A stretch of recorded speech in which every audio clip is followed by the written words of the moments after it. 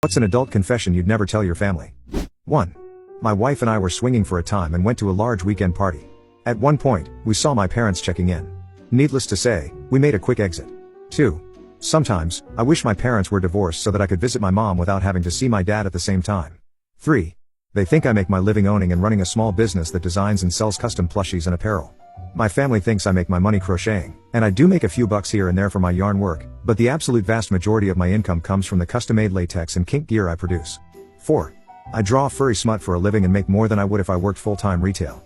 I'm my own boss, I work from home, and the clients are generally far kinder than when I work for firms as a designer.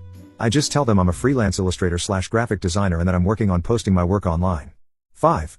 The real reason I couldn't afford my motorcycle anymore and had to sell it is because, in my new city, I didn't have access to that mechanic I was sleeping with before. Sorry, Dad. 6. I am broke. My family always talks about how proud they are of me for being where I am, but I haven't been to work in months, struggling with ongoing mental health issues, and I'm completely broke, struggling to buy food for myself. 7.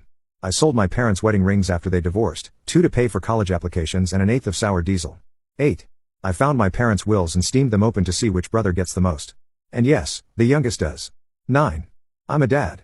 In the months before lockdown, I was in London for some work and matched with a woman on Tinder. We ended up hooking up. To be honest, I did fall for this girl, but after our time together, she went quiet for months. Then, 6 months later, during the lockdown, I got a message from her confessing she was pregnant and married. She didn't want anything from me and explained I was nothing but an unwitting donor.